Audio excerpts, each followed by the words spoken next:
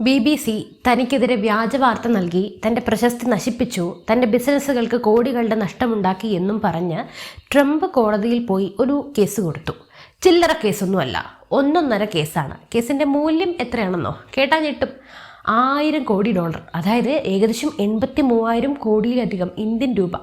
BBC-യെ ഞാൻ ഇല്ലാതാക്കും, അവരുടെ പണം മുഴുവൻ ഞാൻ പിടിച്ചെടുക്കുമെന്ന് പറഞ്ഞ് വീരവാദം മുഴക്കി കോടതിയിൽ പോയ അമേരിക്കൻ പ്രസിഡന്റിന് ഇപ്പോൾ മയാമി കോടതിയിൽ നിന്ന് കിട്ടിയത് 8-ൻ്റെയോ 88-ൻ്റെയോ പ്രഹരമല്ല, നല്ല 1.5 പറഞ്ഞാൽ കൂടിപ്പോകും.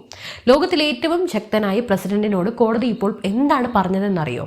ഹേ ട്രംപ്, നിങ്ങൾക്ക് BBC കാരണം $1000 കോടി നഷ്ടം വന്നു എന്ന് തെളിയിക്കാൻ ആദ്യം നിങ്ങളുടെ മകൻ നിയന്ത്രിക്കുന്ന 400ഓളം കമ്പനികളുടെയും കുടുംബ ട്രസ്റ്റിൻ്റെയും മുഴുവൻ സാമ്പത്തിക രേഖകളും കോടതിയിൽ ഹാജരാക്കൂ എന്ന്.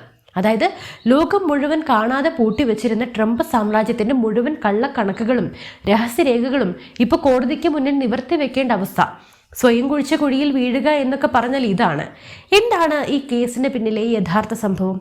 BBC-യുടെ പനോരമ ഡോക്യുമെൻ്ററിയിൽ ഉണ്ടായത് എന്താണ്? ട്രംപിൻ്റെയും മക്കളായ ഇവാങ്കയുടെയും ട്രംപ് ജൂനിയറിൻ്റെയും ഉറക്കം കെടുത്തിയ മയാമി കോടതിയുടെ ആ സുപ്രധാന വിധി എന്താണ്?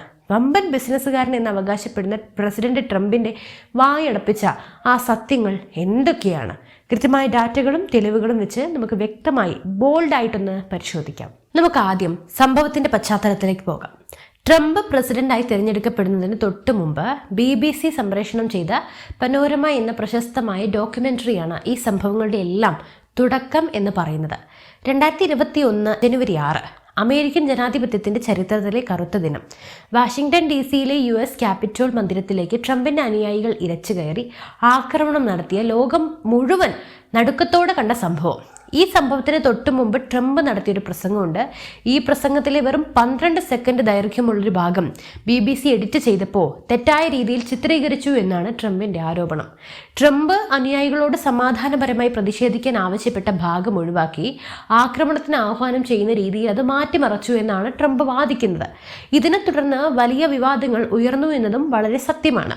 ഇതിന്റെ പേരിൽ BBC director general Tim Davie രാജിവെക്കേണ്ടി വന്നു. BBC ചെയർമാൻ സമീർ ഷാ ട്രംപിന് ഖേദപ്രകടനം നടത്തി കത്തയക്കുകയും ചെയ്തിരുന്നു. ഇവിടെ കാര്യങ്ങൾ അവസാനിപ്പിക്കാമായിരുന്നു. മാധ്യമത്തിന് തെറ്റുപറ്റി, അവർ ഖേദം പ്രകടിപ്പിച്ചു, എന്നാൽ നമ്മുടെ ട്രംപ് ചുമ്മാതിരിക്കോ?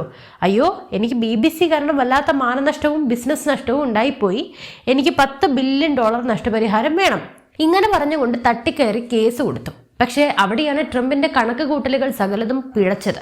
$1000 കോടി നഷ്ടപരിഹാരം ചോദിച്ച് ഫ്ലോറിഡയിലെ മയാമി കോടതിയിലെത്തിയ ട്രംപിനെ കാത്തിരുന്നത് 3 മണിക്കൂർ നീണ്ട വാദപ്രതിവാദങ്ങളാണ്. US മജിസ്ട്രേറ്റ് ജഡ്ജ് എൻജോലിക് ലൈറ്റ് മുമ്പാകെ കേസ് വന്നത്. ട്രംപിന്റെ അഭിഭാഷകൻ കോടതിയിൽ വാദിച്ചു, BBC സംപ്രേഷണം ചെയ്ത ഈ ഒരു ഡോക്യുമെന്ററി കാരണം ട്രംപിന്റെ ബിസിനസ്സുകൾക്കും പ്രശസ്തിക്കും കനത്ത സാമ്പത്തിക നഷ്ടമുണ്ടായി. ഉടൻ വന്നു BBC-യുടെ അഭിഭാഷകന്റെ മറുപടി. അതാണ് ഈ കേസിന്റെ വഴിതിരിച്ചു വിട്ടത്. BBC കോടതിയിൽ പറഞ്ഞു, ബഹുമാനപ്പെട്ട ജഡ്ജി, BBC കാരണം ട്രംപിന് സാമ്പത്തിക നഷ്ടമുണ്ടായി എന്ന് അദ്ദേഹം പറയുന്നു. എന്നാൽ ഞങ്ങളുടെ കണക്കനുസരിച്ച് കഴിഞ്ഞ 1 വർഷത്തിനിടെ ട്രംപിന്റെ ആസ്തിയിൽ $100 കോടി അതായത് $1 ബില്യൺ വർധനമാണ് ഉണ്ടായിരിക്കുന്നത്. അദ്ദേഹത്തിന് നഷ്ടമല്ല, വമ്പൻ ലാഭമാണ് ഉണ്ടായിരിക്കുന്നത്. അത് തെളിയിക്കാൻ ട്രംപിന്റെ കമ്പനികളുടെ സാമ്പത്തിക രേഖകൾ കോടതിയിൽ ഹാജരാക്കാൻ ഉത്തരവിടണം. ഇത് കേട്ടതും ട്രംപിന്റെ അഭിഭാഷകരുടെ കാറ്റുപോയി. അവർ പെട്ടെന്ന് അടവ് മാറ്റി. ട്രംപിന്റെ അഭിഭാഷകൻ അലക്സാൻഡ്രോ ബിറിറ്റോ കോടതിയോട് അപേക്ഷിച്ചു, അയ്യോ ജഡ്ജി സാറേ, ഞങ്ങൾ സാമ്പത്തിക നഷ്ടം സംഭവിച്ചു എന്ന വാദം പിൻവലിക്കാം.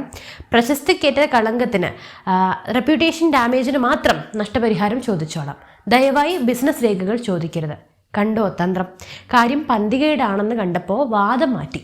എന്നാൽ ജഡ്ജി അഞ്ജോലിക് ലൈറ്റ് ഒട്ടും വിട്ടുകൊടുത്തില്ല. ജഡ്ജി ചരിത്രപരമായ ഒരു നിരീക്ഷണം നടത്തി. ഡൊണാൾഡ് ട്രംപ് എന്ന വ്യക്തിയെയും അദ്ദേഹത്തിന്റെ ബിസിനസ്സിനെയും വേർതിരിച്ച് കാണാൻ കഴിയില്ല.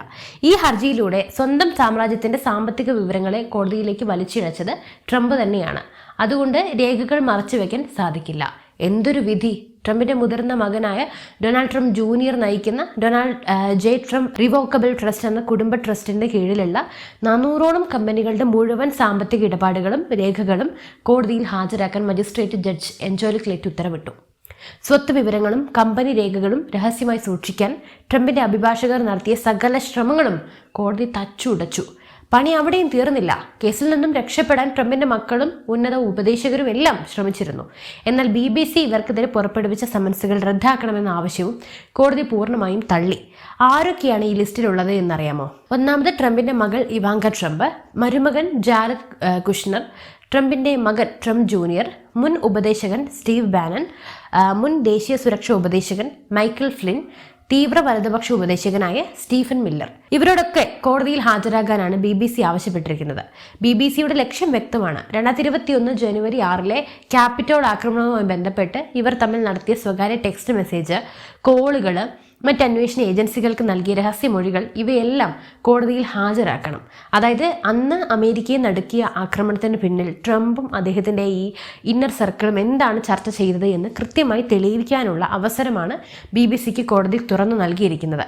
ഇത് പ്രസിഡന്റ് ട്രംപിനെ സംബന്ധിച്ചിടത്തോളം ഒരു രാഷ്ട്രീയ സുനാമി തന്നെയാണ്. കാരണം ഇത്രയും കാലം താൻ ഒളിച്ചു വെക്കാൻ ശ്രമിച്ച സകല കാര്യങ്ങളും സ്വന്തമായി കേസ് കൊടുത്തതിൻ്റെ പേരിൽ, അതായത് താൻ കുഴിച്ച കുഴിയിൽ താൻ തന്നെ വീഴുന്നു എന്ന് പറയില്ലേ, ആ ഒരു അവസ്ഥയിൽ പുറത്തു വരാൻ പോകുന്നു.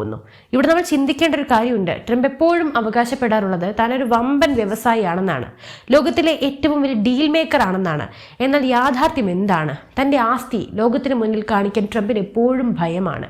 വർഷങ്ങളായി തൻ്റെ ടാക്സ് റിട്ടേണുകൾ പുറത്തുവിടാതിരിക്കാൻ അമേരിക്കൻ സുപ്രീം കോടതി വരെ കയറി ഇറങ്ങിയ ആ മനുഷ്യന്, ആ ചരിത്രമുള്ള മനുഷ്യന് എന്തുകൊണ്ട് ഈ ഒരു ഭയം? പുറത്തു പറയുന്ന കോടികളുടെ ആസ്തി പലപ്പോഴും വെറും കടലാസ് കണക്കുകൾ മാത്രമാണെന്നും റിയൽ എസ്റ്റേറ്റ് ബിസിനസ്സുകളിൽ വലിയ തട്ടിപ്പുകൾ നടന്നിട്ടുണ്ടെന്നുമുള്ള ആരോപണങ്ങളൊക്കെ നിലനിൽക്കുന്നുണ്ട്. അപ്പോൾ ആ ഒരു സാഹചര്യത്തിൽ ഇതെല്ലാം കൂട്ടിവയ്ക്കാനാകുമോ?